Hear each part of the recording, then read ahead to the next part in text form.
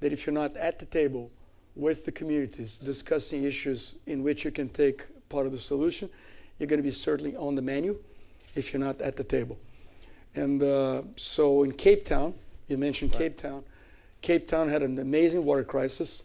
So for you to have an idea, I didn't know that stat for the average American consumer of water, but Cape Town was rationed to 50 liters a day, which compared to gallons, it's like 10% or 15% of the average consumption in the US. They were rationed 50 liters a day per household, not per individual, per household. 2 flushes would use that amount. So people in Cape Town, they know the value of water. People in parts of India, Latin America, Africa, they know the value of water. We take it for granted because you open the tap and it's there every day. But people that have to fight for it, Gary White, who's here from water.org, his business is to deal with people that know exactly what the value of water is because they have to fight for it. They don't have a tap, they don't have not even a toilet. So that's why water is so important. And I also like what was said here before, that like anything in our world, I mean, there are 8 billion people in the world, and if everybody does a bit, that has a huge impact. Right. So, I mean, you mentioned that the idea of valuing water. How do you do that? Do you have, say, as more companies seem to be having on emissions, do you have in carbon? Do you have an internal price for water, or if not, how do you value the water you use and the risk and the opportunity it presents? Well, we count every drop of it because again, no water, no beer, and some sites where we have production, they are in water scarce regions, including California, right here in the U.S. So I mean, you have to be part of the solution, be close to the community. In Cape Town, for example, what we did is we scaled back the production of beer. We opened up our wells in Cape Town that were doing very well through the crisis.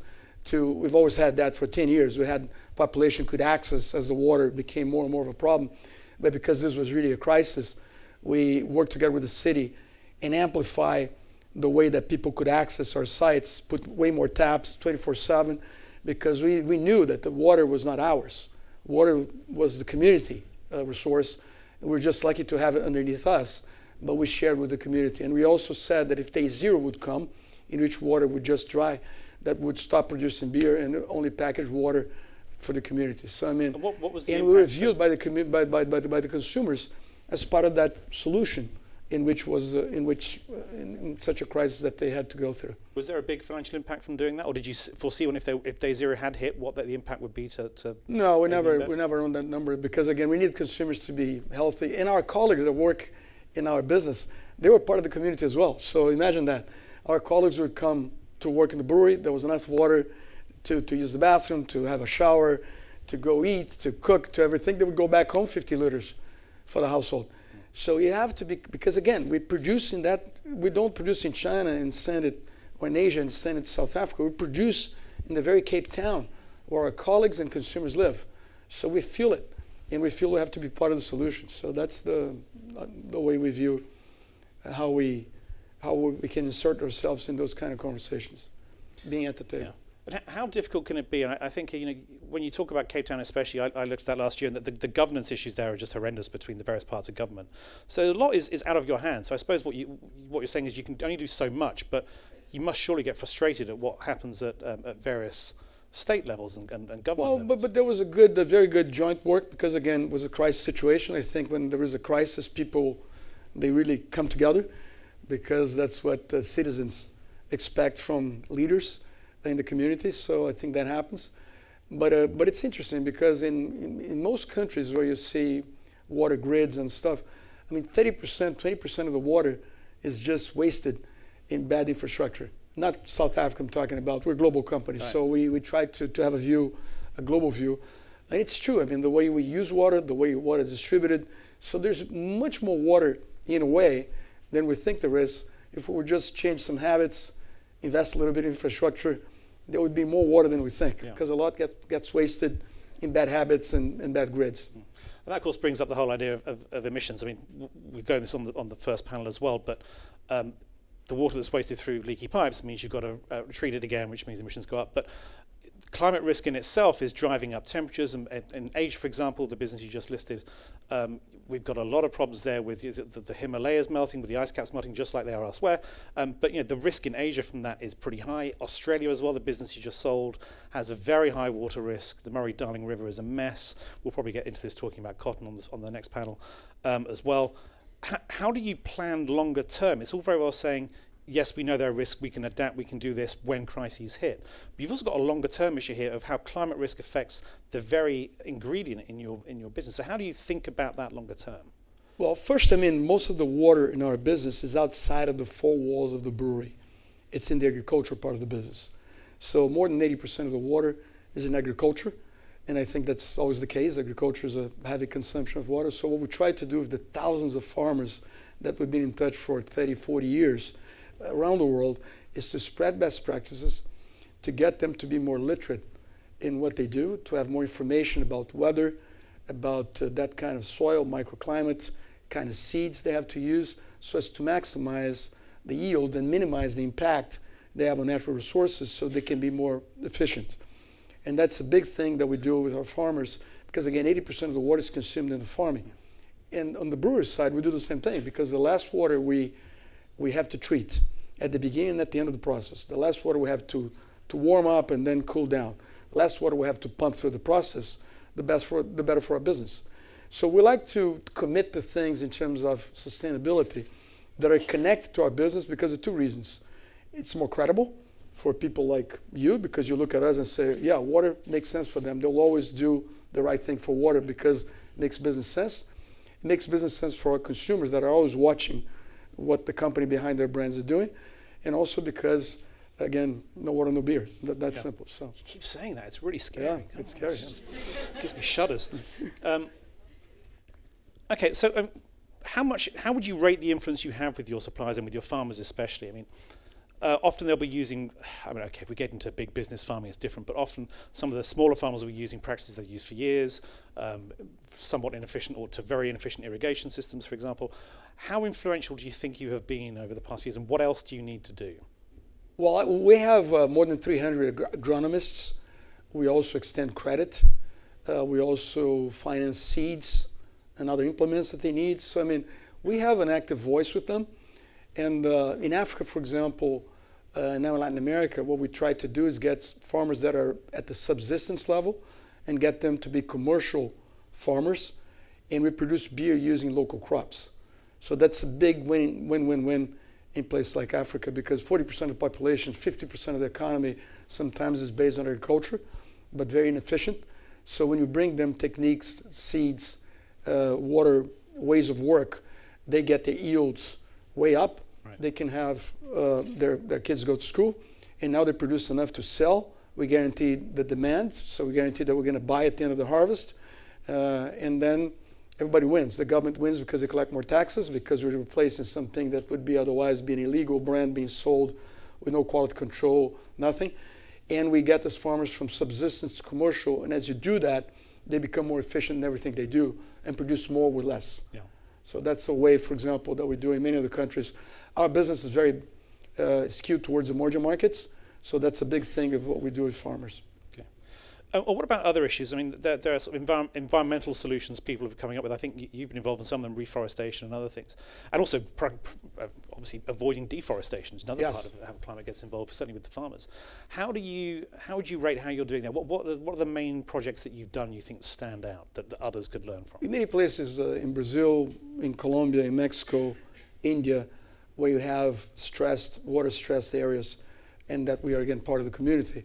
What we do is, again, get with community leaders, universities, and try to develop projects, because every case is a bit different, and try to go to the source of the problem. I'll give you an example.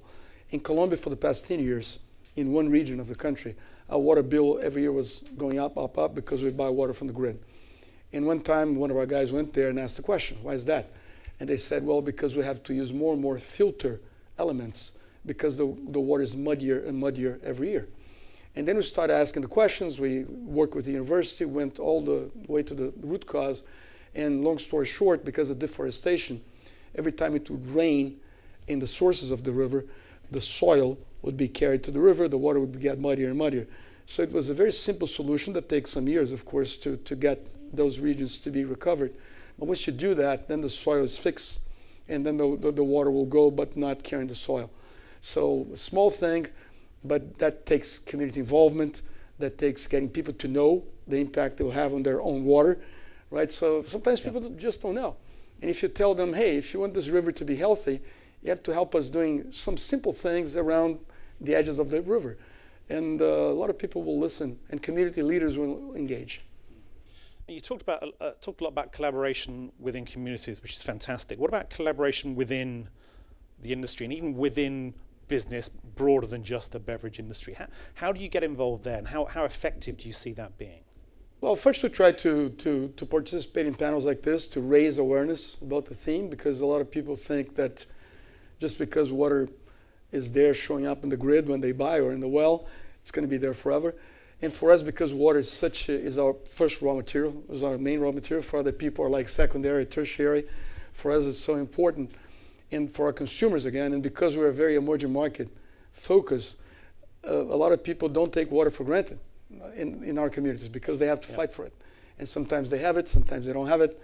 So imagine that Gary and I were talking about, again, these underprivileged communities, and they have to wake up with that thing. Where am I going to get water today? So they don't have the time in their hands. They have to dedicate 8 hours of their day to go get water. And then the woman gets water 8 hours later. She doesn't wash her hands because that's a luxury for somebody who had to carry water for miles. So now whenever she reaches for water within the bigger container with a small cup, the water gets contaminated by her own hand because she doesn't wash the hands. And then the kids get contaminated because the water is now contaminated. So I mean, it's one after the other. And then if you connect that house to a grid or to a well, and all of a sudden the water is flowing, not only they'll have water, but they'll have toilets. And then the community would be a much better community. And as Gary White says, the most important thing is to get people their time back. Right. Now this woman can plan her life better because water is there. Now she can work, she makes more money, the family will do better. So, and we have a program with them, with Stella Artois, called Buy a Lady a Drink, and the drink being water. And together with them, we already connected families, 1.7 million families, to water grids, solving that problem, giving normally the women, time back. So now she can plan for her family to have a better life. And our commitment is to get to 3.5 million in the next 2-3 years. And we're working together with them. And I think it's an amazing work that we can do together. And one thing we learned with water.org also is that the power of a brand like Stella Artois, they were growing. At least that's what they told us. They were growing before they met us. And once they met us, the growth went was accelerated in a big way, because consumers today, especially the young generation, they want to do good, they just don't know how. Yeah. And when they see a brand they trust saying, hey, if you buy a chalice, there is somebody that will get that connection to the grid. If you buy a six-pack, we'll do the same. They trust the brand, they trust water.org, they say, oh, finally. So now I buy a beer or buy a chalice, and I know that somebody will get something out of this that will be an enduring, life-changing event. So it's this kind of impact that you find more rewarding, or is it as financially or as business rewarding as, say, dealing with your competitors on water? No, that's a good. This is very rewarding. But what we try to do is we try to connect to things that we can scale up, because our world is a big place. The problems are very complicated. If you do a whole bunch of pet projects and a whole bunch of pilots that can never be scalable because they're not feasible to be scaled up, that doesn't solve the problem.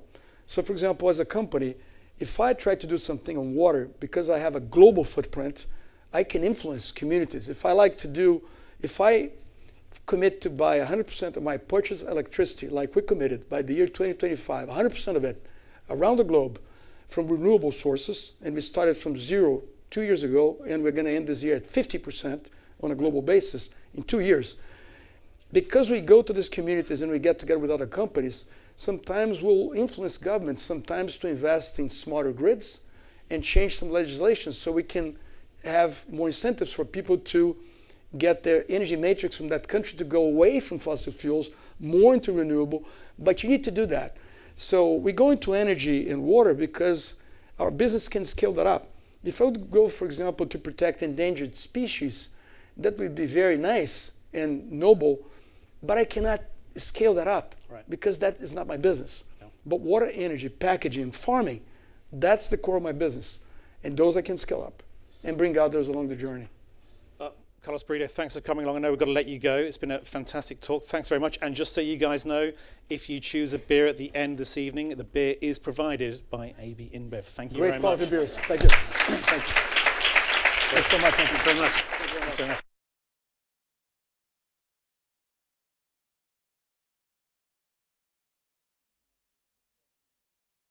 Wax lyrical about a bit about Breakingviews. Just for those of you in the audience who don't know, we've got the name up here. You think this is a Reuters event? Well, Breakingviews is part of Reuters. They bought us 10 years ago.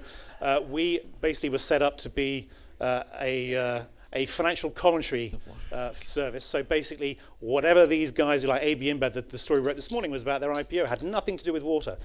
We're really writing about Wall Street, about big corporations, their mergers, how good, bad, ugly, or indifferent they are. And we came to water about 6 years ago when a piece from, I have to mention their name, Goldman Sachs came across my desk. A very good piece about the economics of water. And I thought, here is a way that I can finally show my parents that my master's degree, what I read about the politics of water, can actually have some bearing on my life. And so we wrote a piece. It went out right after the July the 4th holiday, in a month full of earnings. Goldman Sachs, Morgan Stanley, General Motors, all these big companies of people we thought on our readership would far more read about.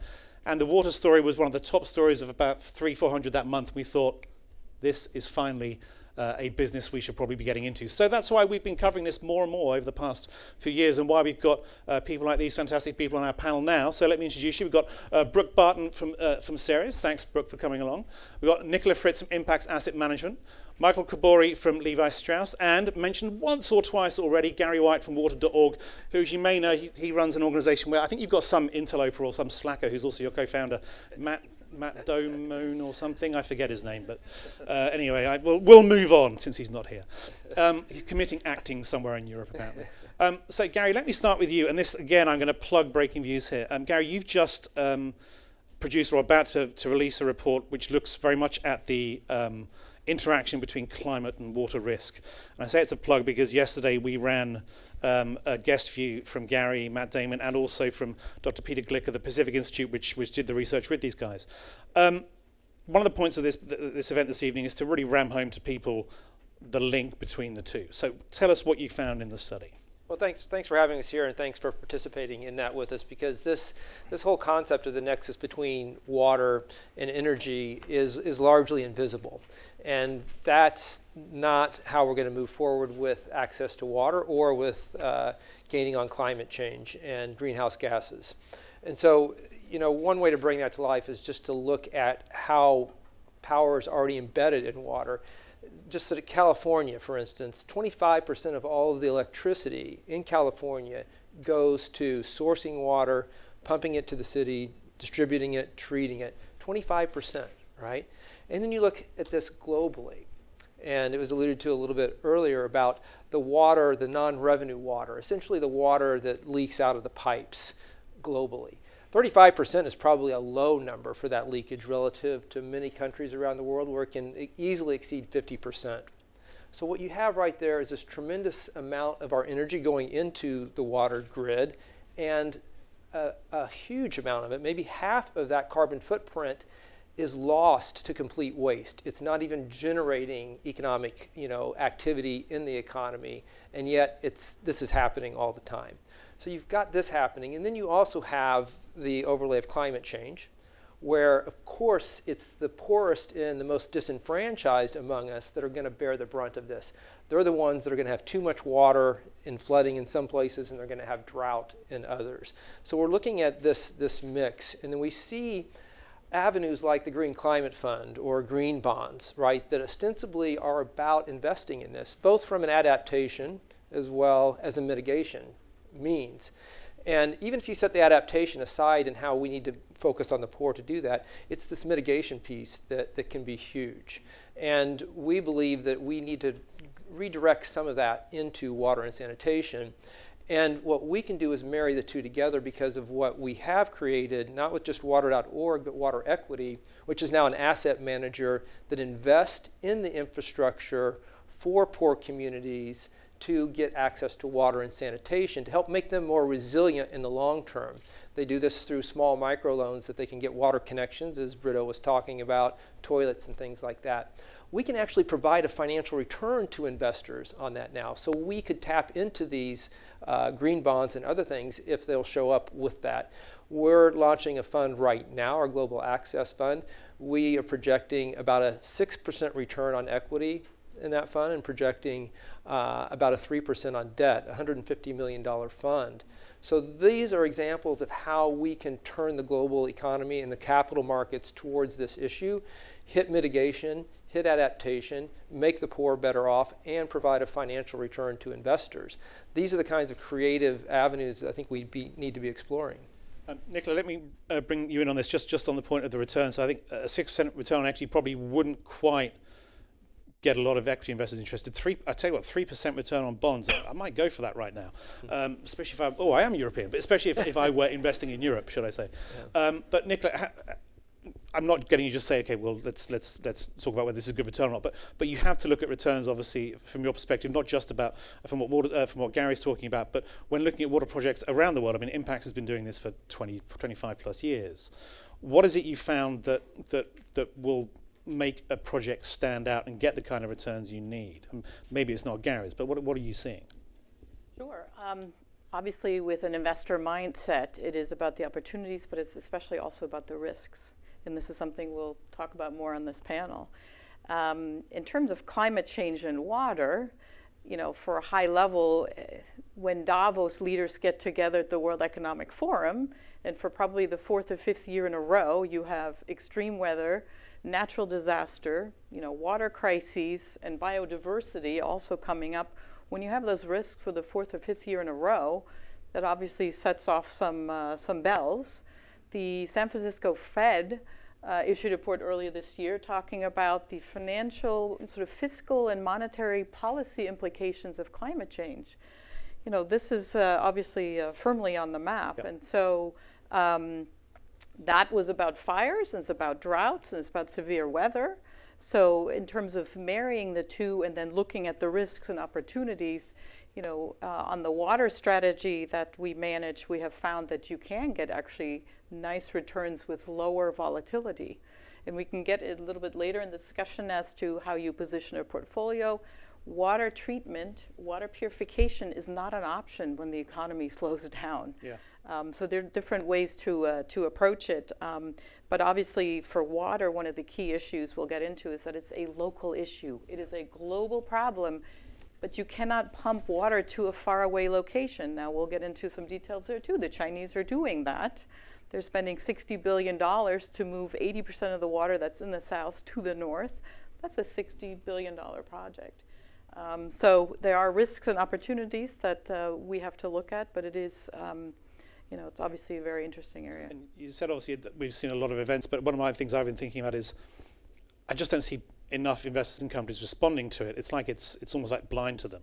Unlike emissions, which also I don't think they're doing enough on, but they look at emissions and think, oh, it's something we can grasp, whereas droughts and floods, they happen all the time and always have. So, but do you see more investors coming into your space who have the knowledge to do this as well, or is it a bit more greenwashing? I mean, how do you see the landscape changing? I think there's a lot more interest. I mean, our water strategy, we have some thematic strategy in environmental markets. It's actually our biggest thematic strategy, so there's no doubt that investors are interested. Having said that, you have to look carefully and you have to vet. Our portfolios in the side of business I work in are stocks. They're listed companies. So there's partly the traditional fundamental analysis of a company, financial quality, management team and all that. But then there's also, of course, the environmental analysis. There's the ESG that's part of that. What are their sustainability practices, procedures, their accountability? What's their reporting like? What do they not report? What are their peers reporting on that they don't say anything about? So you really have to dig into each company specific. You have to have engagement with them. You have to have dialogues with them. What do they think their material risks are? How does that compare to what you think of their material risks? And how often do you think you've not necessarily caught them out, but see them realizing that what you said actually is something they hadn't thought about before? It does happen. And I tell you, the engagements that we do, of course, for resource management, we talk mostly to the companies that we own. Now, by the time we own a company, we like the company. We think they are an excellent business. So really, our engagements with the companies, and we get into more detail later, are almost sort of a friendly engagement to improve their share price. Right. So it is not agitating activism. It is, I was on a call with a company last week. It's a water metering company, a US company. They've never had a sustainability report. My team has been engaging with them for years, and they were sort of nudging along, but not very far. Finally, they have their first sustainability report. We were on the call. They had hired a new person. She has many different responsibilities, not just the sustainability report. But it's a start. And then we can review, and other people as well, entities, we can give feedback. What are your key metrics? And they can publish some data, and they can move down that line of having some transparency in water, which is frankly, the water data is the hardest thing. It is not very prevalent. Can you come on to some of our calls? Because we would love to have you asking our company questions about water. Yeah. There you go. Perfect. We've made a match already. Excellent.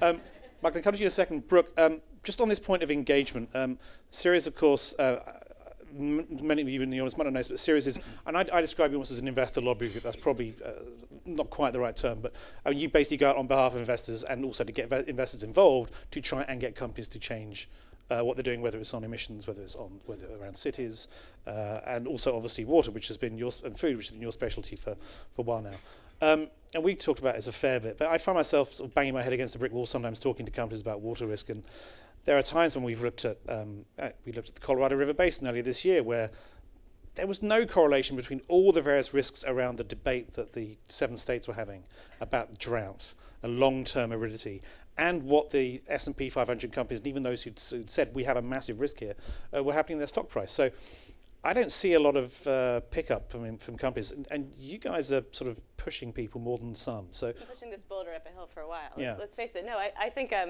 just to your point, I think you didn't bring this up with Carlos, but there was a piece by Reuters just yesterday about Constellation Brands and the president of Mexico making some comment about a big brewery in northern Mexico that's partway through construction, $1.5 billion investment.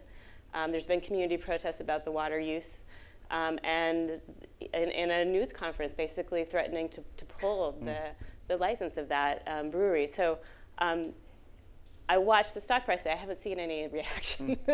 So maybe all the analysts had already priced this conflict in, right?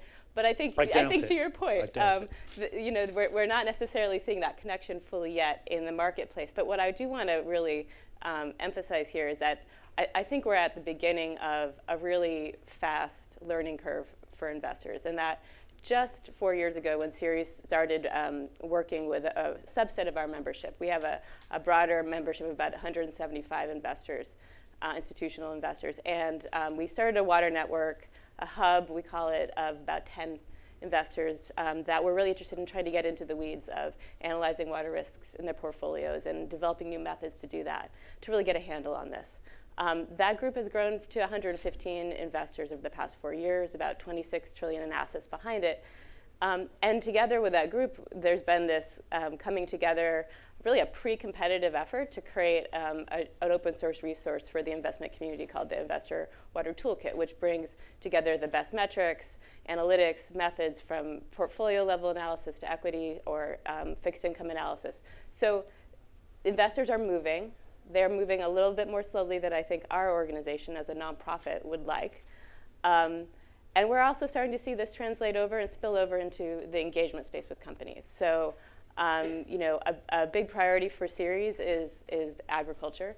We see that the 80 to 70% number that people are throwing around, it really does matter that we solve for water and agriculture. 70-80% of global water use goes to into agriculture. Or withdrawals or consumption, depending on how you're measuring it. And the food sector, we have various leaders. We have the brewery sector where we're seeing a lot of commitment to addressing some of these issues. But animal agriculture, for instance, is an area where an industry that's facing a tremendous conundrum in terms of their business model. They are so excellent historically at being super efficient and frankly externalizing their environmental impacts in a major way. And I hate to say this, but I think the industry is finally getting to a place where they've sort of fouled their own nest. The water reliance that they have and the reliance on the ability to pollute is now coming up against the emissions and the climate change. And so investors have been working in concert to engage this industry in a much bigger way in the past year and a half, both on climate and water, and also beginning to engage big buyers of animal products, so the fast food companies. And last year we saw a group of about 80 investors coming together to engage the 6 top fast food companies on doing TCFD analysis of their supply chain. What are the climate risks, and how does that really play out in agriculture, and particularly meat and dairy? What are the goals that they're setting in concert, in partnership with their animal agriculture suppliers? These are the conversations that are starting to happen, and not a moment too soon. This all feeds, another terrible pun, sorry, this all feeds into water use and pollution and these sort of algae blooms we've seen on Lake Erie and elsewhere. Absolutely. Yeah. So this is the moment, and I think that the investor community is starting to be a real ally in this conversation. And many companies are starting to realize it themselves. So, Michael, let's bring you in here. You're in a rather unique position. So, Levi Strauss went public earlier this year. It's been a very old company. Went public this year. I note water didn't show up quite as much in the IPO prospectus as it did in AB InBev's this morning, but we'll leave that to one side. I think you guys have done a very good job at identifying water issues over time, but now you're doing this as a public company rather than a privately held company. Yeah. Has that conversation changed? Well, 3 weeks ago we announced a new water strategy, so after we were public. But before I talk about that, I just want to step back a little bit. I mean, water has been critical to us for a long, long time. We talk about water quality and we talk about water quantity. In terms of quality, I mean, we established our first water quality standards for our vendors all around the world literally 25 years ago, and they were based on US EPA standards. So we've held all of our industrial laundries all around the world who make our product to those standards for 25 years. And this includes laundries in China. And nobody wanted to invest in the water treatment facilities that were required to get to that standard. But now they're glad they did because, right, they're getting shut down in a lot of countries because water is becoming a critical issue. But the other thing we did about 12 years ago was thinking about water quantity. We did our life cycle assessment on a pair of Levi's 501s. And we found that one pair of Levi's 501s uses 1,000 gallons of water in its entire life cycle. Okay? For all the rest of the world outside of the US, that's 3,781 liters in the entire life cycle. Okay? And that includes everything from cotton all the way through to consumer use. Just going to put that in context from one of my kids' books. That's basically what a fire truck will have inside it. If you see them going down the street, it's 1,000 gallons. Yes. So the other thing, I mean, that told us we needed to really focus on the amount of water that we're using. The other thing that we learned from that assessment was, I mean, we were hearing the point, right? 68% of that is embedded in growing cotton, right? 23% is, guess what? It's all of us. It's consumer use, washing and drying, washing the product during the time that you own it. And 9% is us manufacturing, right? So we joined something called the Better Cotton Initiative that teaches farmers how to use up to 14% less water on average. We changed the care labels in all of our products to say wash less, wash cold, line dry. I mean, we were trying to play on the climate aspect as well and the energy use of consumers. And we started a program called Water Less, which is techniques that we use, up to 24 different techniques, such as ozone treatment or applying the water with sponges and things like this, to reduce the amount of water in our manufacturing processes by up to 96%. And today we've been able to scale that. 2/3 of all the product that we make is now water less, including this jacket, which, by the way, is also, I mean, we're not satisfied with that 14% reduction of the better cotton, even though we're trying to work on that and get that better. This jacket is 1/3 cottonized hemp.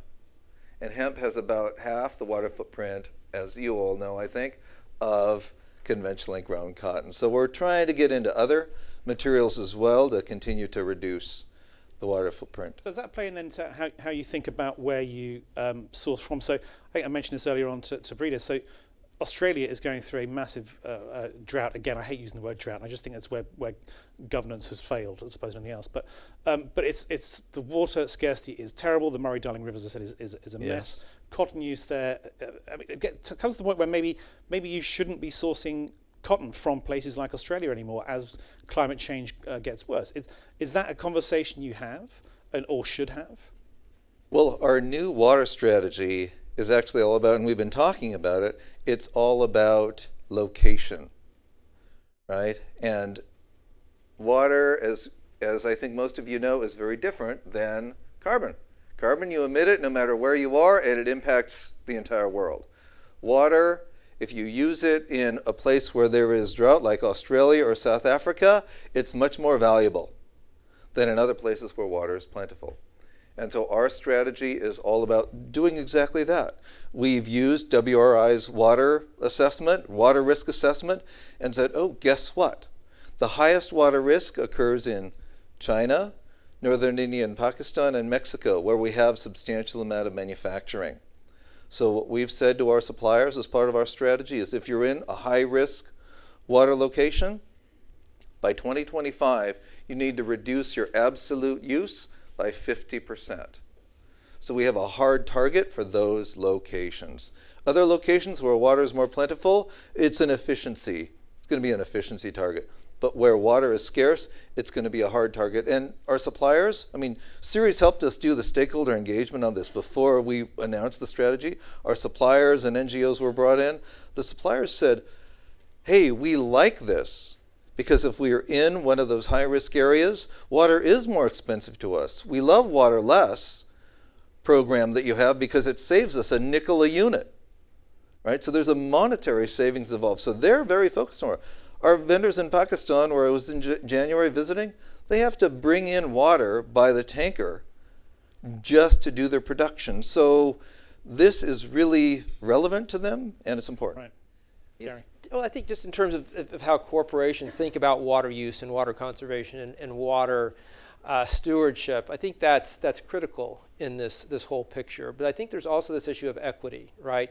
What are we going to do with that water that we conserve? Or who is already giving up water so that we can supply some of these operations? And certainly there's a lot of enlightened self-interest on the part of corporations. They have to think about stranded water assets. They have to think about social license to operate. But I think what also we see is some that go a step further. And you guys are working with us now on this with Levi's. Brito mentioned what ABI is doing is tremendous. And what we see is that there is this equity issue around 6.1 and 6.2 of the SDGs. Point 1 is about access to safely managed water, and 6.2 is about safely managed sanitation. And we can't forget about that aspect of this as we think about how we divvy up these water resources. And the key to this isn't that we're going to get there with charity. A lot of us tend to think about the people I'm talking about as like, this is where you write a check and somebody go drills a well, and then things get taken care of. Well, there's a couple of billion people out there that need the solution, and charity's never going to get there. So how can we be more creative, entrepreneurial, innovative to say, how can we connect the dots between people living in poverty and the commercial capital markets? The poor are actually willing to meet us halfway on this, right? So what we've done is use that philanthropy from corporations, and for every dollar we deploy into correcting this market failure around the poor and water, it generates $60 in microloans to those people.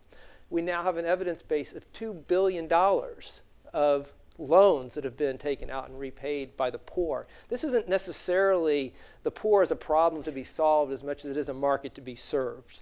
And if we can start connecting our investment capital in a way, yeah, is 6% on equity great?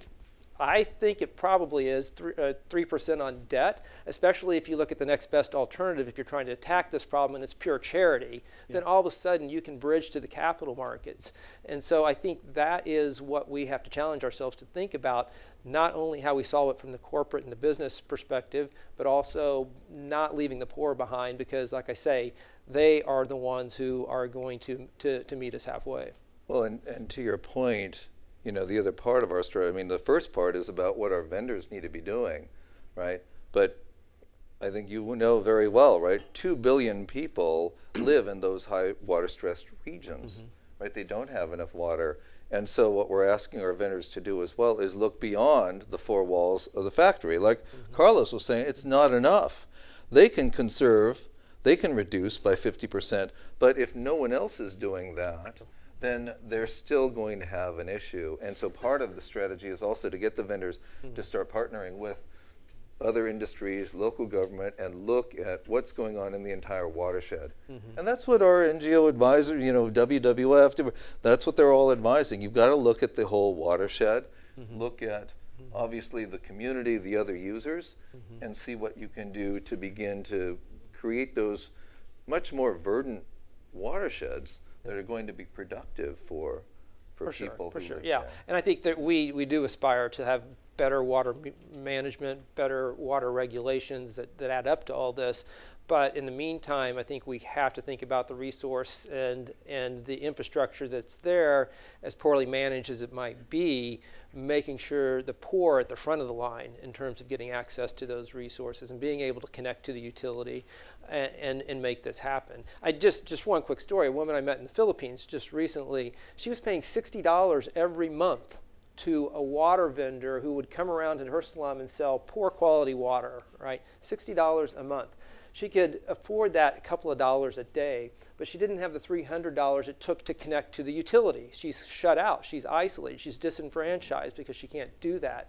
Well, she took out a loan from one of our partners. Now her loan payments are about $5 a month, and her water bill to connect to the utility is about $5 a month. This is like $50 that she puts in her pocket. This is the low-hanging fruit in this, that if we can continue to tap into that, we can bring the poor along from the bottom up and get them access to the system that's there, while we are looking at protecting the water resources, better regulation, better management as well. Nicola, you were going to jump in. Well, I was going to say, imagine an investor is looking at companies and how nuanced and granular it gets in terms of looking at industry by industry. Where are the plants? Where are you manufacturing? Where are you drawing the water from? That data is not all that available sometimes. And the other point I was going to chime in on was the policy. For an investor, especially water utilities, they're highly regulated, and then they should be, because you're dealing with a human essential substance. But yet you're also vulnerable to policy changes and things changing on that front. So when we look at a company in terms of water risk, we start with basic sort of metrics in terms of consumption. What is your withdrawal? What is your consumption? What is your wastewater on the back end? Again, not always easy to get that data. Is it more that you can't get it from them, or they don't actually have it themselves? It's probably a mix, but we can't get the data. And what's surprising, we were talking about beverages. The beverage company, it seems, is sort of 80% some data availability. I think utilities is 15%. It's shockingly not available, or they just, have, and you may have more to comment, but when we look at the companies, it's really sort of the usage. Then you go to the sector. What are technologies or changes in the sector, in the general industry? Then you have to go to that whole local picture. Where are all of their facilities? How are they managing that? And then overall, is water part of the long-term strategy of the company? As you were mentioning, do they have an internal water price? Who's accountable? Who's running this, risk management, and what are their practices, and do they have their heads around the material risks to their business? Well, I just want to comment, because I think if I listened to you, I would say, oh my gosh, I can never do this. It sounds very, it's very manual. It takes a heck of a lot of work. And that's why Impax is an amazing, fund manager for what the work they're doing. But I do want to also just stress that we think about this in the context of climate. Investors need to be thinking about their portfolio in terms of, are my securities exposed to or are we exposed to securities that are going to be flooded, that are going to get dried out and are going to get dirtier as a result of climate change? There are some of those top level questions that you can start when you look across your portfolio. Ceres is working on a guidance for the investment community on portfolio water footprinting that we'll be releasing in the next couple of months. And I think that's one way to start, is to kind of do a little bit of the top down. Start to prioritize the stocks and the sectors and the geographies where you can answer a little more clearly yes to those questions. And I think one of the things that I found really exciting is to see that there are more of these large-scale data sets, especially geospatial data sets, that are allowing investors to get a better handle on some of these risks. And I think the Brumadinho tailings mine collapse in Brazil in January, I think that was a real clarion call for many investors who were looking at this issue. It was in Brazil. A tailings dam, kind of mining debris behind a big embankment collapsed. Over 100 people killed. I think something like $16 billion in value of Vale, the large mining company, kind of disappeared overnight. And this was a combination of heavy rains, poor maintenance, and probably some local corruption in terms of enforcement. And at the end of the day, this is not a unique story. And work that's been done by the Columbia Water Institute, I think with some support from the Norwegian Pension Fund, which I think is here, have really started to peel apart the whole data set around tailing dams globally. And there are hundreds of these dams that have been positioned upstream of communities and rivers that are likely poorly maintained and have been built within technical parameters that are not in any way calibrated to the kinds of extremes of rain that we're going to be seeing in the future. What do you think made that happen this year? Not the dam break. What do you think made investors stand up and take notice more this year? Because this, of course, was the second time it's happened to a Vale dam in 3 years, I'm going to guess. Yeah. Is it because it's the second one that's happened, or is it because investors are paying more attention to this anyway? I don't know. I do think I think it's a combination of those factors that overall we're seeing the same company having the same problem, and you're seeing just a much wider understanding of the physical risks of climate change. And that example and the others that we may see in the future are very much tied to extremes of precipitation. Could I jump in and say, absolutely, reputational risk, operational risk, cost reduction, these are all reasons for investors to be interested in water. And hopefully the next panel will tee this up a little bit more. There is a massive growth opportunity here. I'm the doom and gloom person, I think, on the panel, Michael. I'm sorry. And for us, right, as my job. For us as a consumer products company, okay, we all heard Greta speak yesterday. 16-year-old Swedish girl, right? She's part of this cohort called Gen Z. Gen Z is everyone born after 1995, okay? Next year, Gen Z is 30% of the global population. They care about sustainability, they care about climate, they're going to care a lot more about water the more they learn. These are, for us at Levi Strauss Company, these are our target consumers. Any company in the room that is a consumer product company had better start focusing on climate and water, and if they don't have a story to tell to the consumer, you're going to miss out. So hopefully we can talk more about that in the next panel. But that is the massive opportunity. You're jumping the gun on my final question, but that's fine because it's a good tee up. And your coffee, by the way, is 55 gallons, is my understanding. Your cup of coffee in terms of the water intensity. Chocolate's even worse. I found out last night. It scared me. I had to put it away in the fridge. No, I ate it. I couldn't help myself. So let's stick to the negative for a minute. Well, should I say negative going into positive? So, activism. Now, Impacts is as you said, mostly focused on friendly engagement, and I see you're not a member, I think, of the Climate Action 100 Plus group for mostly looking at emissions. I think mostly because your whole ethos is let's find the companies that work. Brooke, you obviously have been involved. I think Sirius is heavily involved in Climate Action 100 Plus, and this is the group that just so you know, it's a group of 340 investors with 34 trillion of assets under management, steadily going after, I say gradually, actually, I think it started like a year and a half ago, going after some of the biggest emitters, so BP, Shell, Glencore and others. And they come up with some pretty good wins, although relatively low-hanging fruit. We won't go into exactly why. You can ask me afterwards the Breakingviews line on this. But again, I don't see much happening on water. I mean, I think you and I talked last year when Tyson Foods got involved in a tussle with its shareholders. And that was as much a bad governance issue as anything else, because the family owned a majority stake through secondary stock of secondary shares, as it were. And then they reversed it anyway because they realised there was an issue. But I keep waiting for like the Climate Action 100 Plus group or one like it to go after companies on water, whether it's the big emitters, because the big emitters are also very big users of water. I mean, Shell, Exxon, everyone else. So why is that? Why does that gap exist? Is that yet another sign of how water is just like the sort of relegated citizen in this? I don't like to put them in opposition to each other. They are interrelated. We do have 8 years to bring the emissions down, and I think there's a reason why investors have been prioritizing that.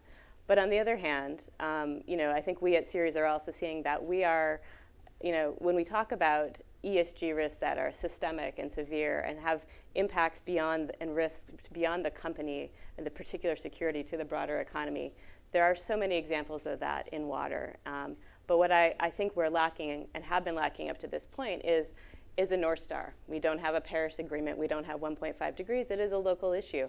But what we do have is a growing body of science that helps to inform investors around the sorts of industrial and agricultural practices that are most likely to drive to ecological tipping points, to drawdown, to depletion, to nitrogen and phosphorus levels that choke out oxygen and life in fresh water and salt water as well. We at Ceres have been in conversations with a number of partners around this for a long time, and really feeling like there's a need to bring this body of science and evidence together in a clear form that can really help the investor community focus on those practices in those industries where these issues are most severe and systemic. So to that end, we're partnering as part of the global initiative, the Valuing Water Initiative, with a number of our investor partners, and we'll be developing a global scientific council to help us bring that level of evidence together and that data together so that we can really, from the bottom up, say, these are the kinds of things. This is the future we live in. There are industries where we can get to net zero discharge, and we should be doing that much faster. There are practices and chemicals that we can and should eliminate quickly, and that should be an investor expectation. We should no longer find it acceptable for agriculture companies to dump manure on frozen fields in the middle of the winter. These are things that get pretty granular, but also are clearly unacceptable from the long-term perspective of creating value for the company and for the community. So that's where we hope to go, and we're really excited and looking forward to talking to many of you all as we kick this work off. And I would add, I think what's really exciting is the tools. We've mentioned a couple already. Ceres has amazing tools. WRI has the Aqueduct water tool. You can, it's a heat map really for the globe. You can fast forward. You can see where the water stress is now and where it will be. The water efficiency company has, I don't know if I can mention the name, but you guys can research. It's got the water risk, just see what it's called, optimizer, water risk monetizer, right? So a tool where you can do water risk analysis allows the companies to see where their risks are and optimize physical locations.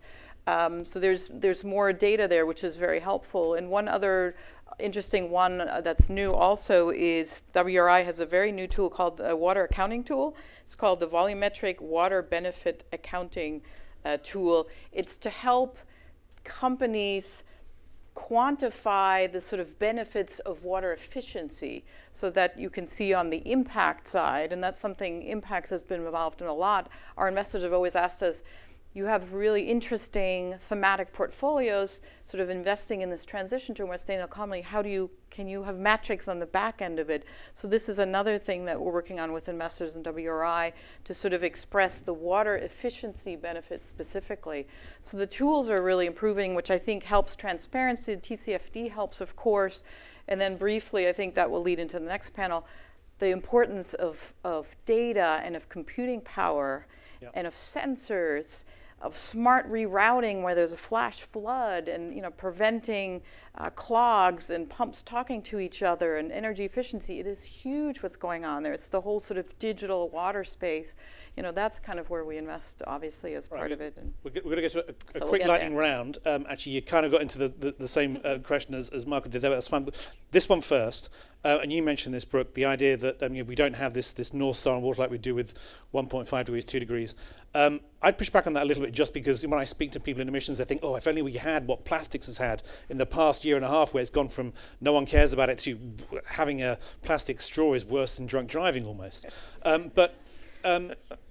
If there were to be a 1.5 or 2 degrees North Star image or number or whatever it is for water, or the image of a plastic straw stuck in a dolphin's blowhole like it is with plastics, what would it be? Very quickly, do any of you have any thoughts on what we could point to?